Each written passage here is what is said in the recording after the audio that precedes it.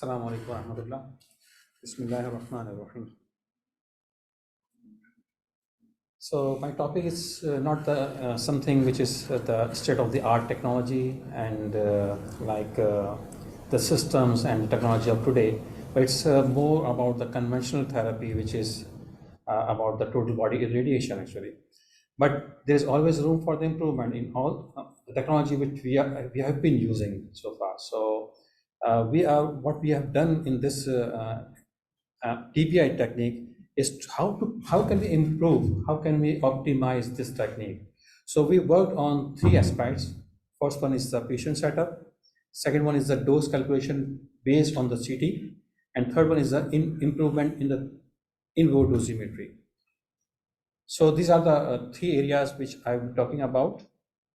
So background is that we have to optimize the techniques to have the better outcome and minimize the adverse effects.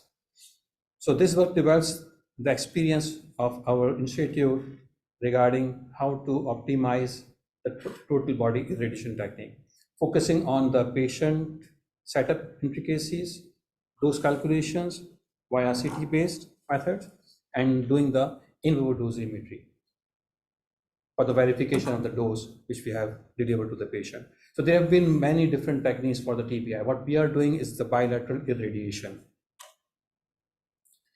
This is our patient setup. We are using SSD of 500 centimeter just along the wall, and we are using rice bolus for the composition of the tissue deficit, and we are using 1 cm per specs sheet as a beam spider. So what we have actually changed from the current technique is the adjustable acrylic jig to compensate for the tissue deficit at the head and neck area. So this is the acrylic sheet, simple acrylic sheet, which is adjustable in terms of the variation in the thicknesses. And here you can see the pockets. It's just a bag and has the different pockets. So one is at the head side and two are at the lateral sides, and we can put the rice into that. And the beauty of these bags is that when you do the CT actually, then you can see it's a very uniform compensation of the dose deficit, tissue deficit at the head and neck area. Similarly, we put these rice bags between the two legs, and again you can see the CT of these. It's uniformly compensating the tissue deficit.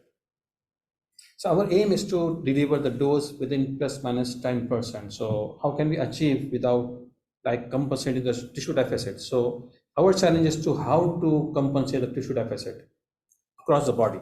So we made this jig to compensate the head and neck area, and this simple bag which comprising the rice to compensate the tissue deficit between the legs.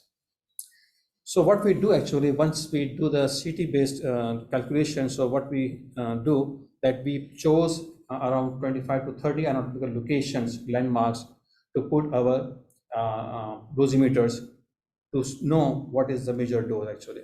So we mark these positions on the patient and then do the calculation, WED calculation, water equivalent depth calculation, to know what is the calculated dose.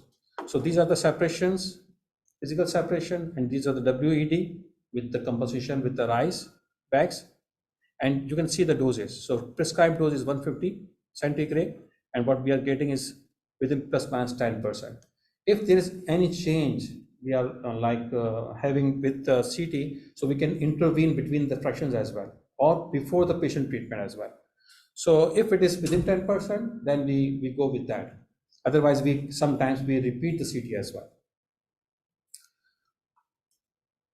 Here is the in vivo dosimetry setup which we are using. It's Ashland system with the Film QA Pro software and Epson LQ 11000 scanner, and this is capchromic films, EB3 capchromic films. And we cut the films into 1 centimeter by 1.5 centimeter small pieces of capchromic films so that we can place it easily and comfortably to the patients. And these numbers is actually reflecting the anatomical positions on the patient. Here are the results. So these red ones are the one which are beyond the tolerance, which is 10%, plus minus 10%. And you can see there are a lot of number of dosimeters. So within one fraction, we used to have at least 25 to 30 number of dosimeters to know all across the body what is the measured dose. And you can see the doses. So here is a separation WAD prescribed dose, and these are the calculated doses. So 105, 104, 98, 95, 105, like this. So these are different anatomical location all across the body, and there are only two locations which are beyond tolerance. But these are very close actually. So 110% and 111%. So what we then do, we like measure the intrafraction, standard deviation between the doses, and interfraction. So interfraction and intrafraction, we both measure, and the standard deviation you can see here is within plus minus 5%. So that is the actually outcome which we have increased actually. Before it was around 6 to 7%, sometimes 8%, 9%, but now it's within plus minus 5%. So here you can see the intrafraction, which is like moving from minimum of 95 and maximum of 111, and 4% is the standard deviation. And for the second fraction, for third fraction, for fourth fraction, and so on. And we also use the control chips to verify whether everything is within the right direction, is there any deviation from the control chip or not. So these are the 5 control chips which we place on the beam spoilers to see the interfraction doses, is this the same or not. So, and there are 2 background chips as well, which is showing here 0.7 and 1.1. So even the interfraction control chips is within 5%, which is showing that our setup is accurate enough and our beam spoiler distance is also good. So in nutshell, what we are getting is the in vivo dosimetry results, which is falls very well within 5%. And these are the number of 20 patients, different patients, which is which is showing that the results have been improved with the help of patient setup, with the help of WAD calculations, which is CT based, and with the help of in vivo dosimetry. Conclusion.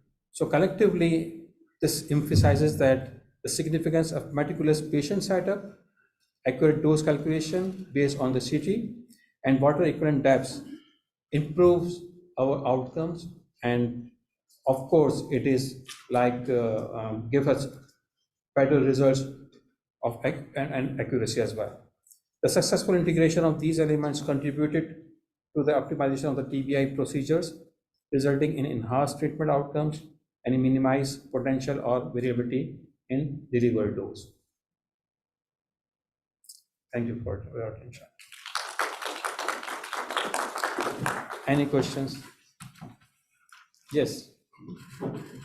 How long do you It's 24 hours usually, but we can do with the one scan protocol as well, which is like within 2 hours you can measure your dose with the one scan protocol. And Ashland is releasing their bulletin as well, where they are saying that point doses can be calculated with the one scan protocol. It will be just live, of course, within an hour or 2 hours.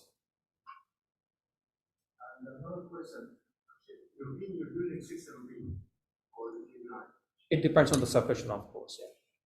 So you have to know for the cleanup, they usually measure because maybe the high dose level. Yeah, up to 30 centimeter, if the separation is 30 centimeters, 6 MB works well, and the results are within plus minus 10%. But if the separation is more than 30 centimeter, we switch to the higher energies. Sometimes 10 MB, sometimes 15 MB or 18 MB. So it depends on the homogeneity actually, those homogeneity, what we are getting. So we have we have already calculated sheet of like tabular in the tabular form, and we see the separation versus the homogeneity, dose homogeneity.